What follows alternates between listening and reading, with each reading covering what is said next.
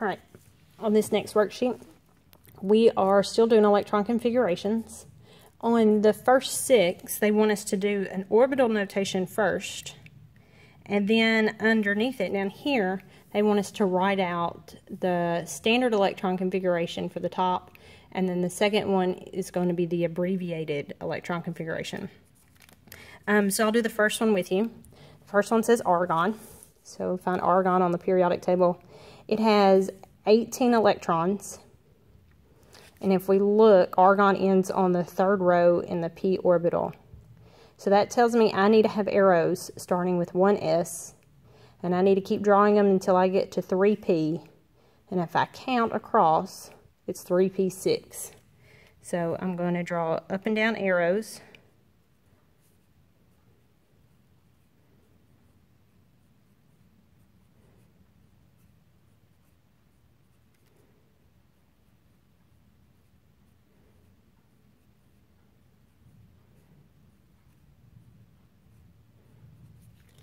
So now, my total 18, I've drawn all my electrons for my orbital notation.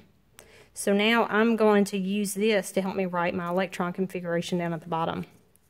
So here I have 1s2, 2s2, 2p6, 3s2, 3p6. That's my long form. For the second one, it says I can use the short form. So if you watched the previous video, you know argon is a noble gas. To do the short form, I have to put the noble gas that comes before it in brackets. So the noble gas that comes before it is neon. So I'm going to put neon in brackets. And then I can write the electron configuration starting after neon to argon. So what comes after neon?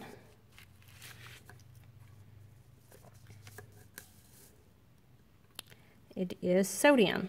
It's on the 3rd row. It's in the s orbital. So I can do 3s2 and then keep going across, and argon is in 3p6. So now that is my short form. I'm going to do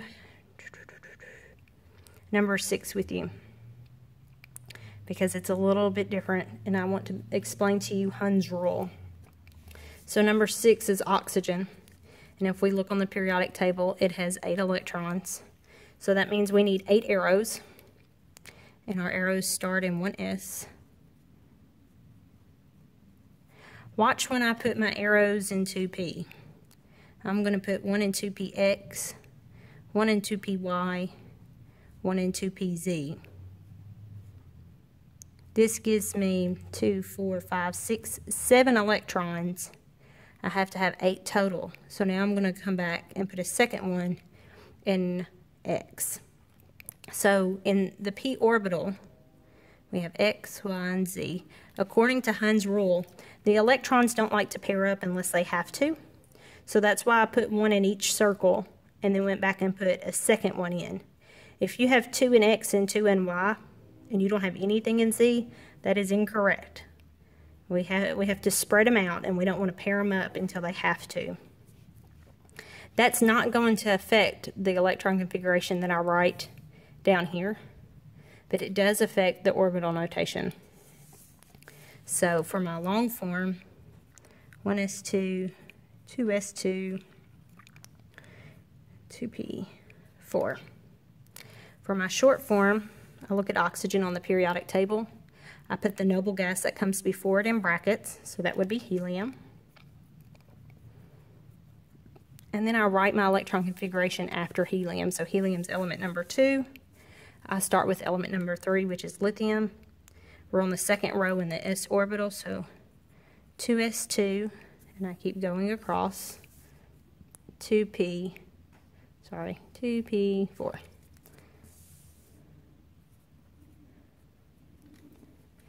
All right, everything else works out the same way on the front side of the sheet. Let's flip over to the back. 8 and 9 deal with elements that are part of the off-ball principle. The off-ball principle tells us that electrons have to fill up the s orbital before we can put any in the p orbital. And we have to fill up each ring in the atom before we can put electrons in the next one. Well, there's some exceptions to the off-ball principle. And in this little box right here, this is the d orbital from our periodic table. It wants us to shade in the 6 elements that are exceptions. And so they are chromium, molybdenum, and tungsten. And they are copper, silver, and gold. So what happens? This is the d orbital. This is row 3, 4, 5.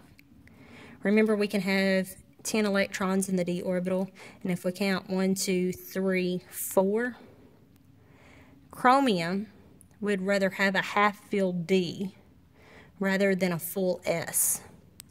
So it's going to take 1 electron from its s orbital and stick it to its d orbital. So if I'm going to write out my long version, first let's find chromium. It's number 24. So if I'm going to put 24 arrows, and I know that it ends in the d orbital,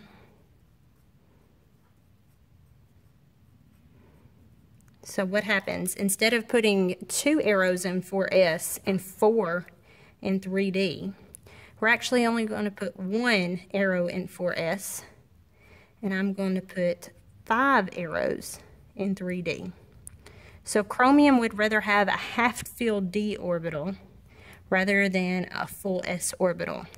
So when I write out my electron configuration, 1s2, 2s2, 2p6, 3s2, 3p6, 4s1, 3d5.